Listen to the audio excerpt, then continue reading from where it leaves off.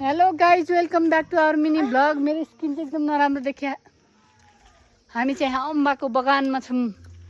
हाम्रो पछाडि छ अम्बा। के दाँत दुखेर तब त भइसक्यो, त्यही पनि के उसलाई चाहिँ खानु पर्यो रे। खानु चाहिँ यहाँ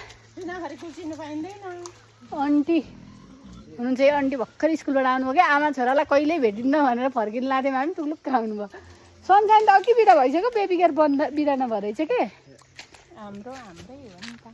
अनि यहाँ चाहिँ मैले नराम्रो टिपी चाहिँ यार रोस्नी लाऊ, अर्को टिपी लाऊ न। यसमा त नराम्रो टिपेपछि चाहिँ मलाई हेर्नुहोस्, टिप्छु अनि म खान्छु। टिप्ने मान्छे चाहिँ गयो कहाँ?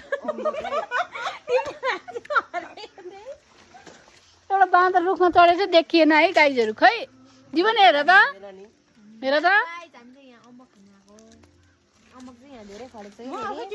जता पनि भ्लगर के छप्री भ्लगर, जता पनि भ्लगर, जो पनि भ्लगर। यो राम्रो झारो छ, यो राम्रो झारो जीवनले मलाई हो। यो कस्तो राम्रो झारो मलाई।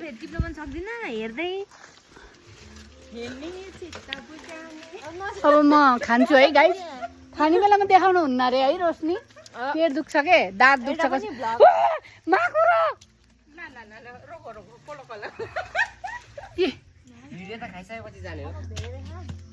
ल ल ल ल साथीहरू, बाई बाई भन्न चाहन्छु। म अम्मा खान्छु भयो।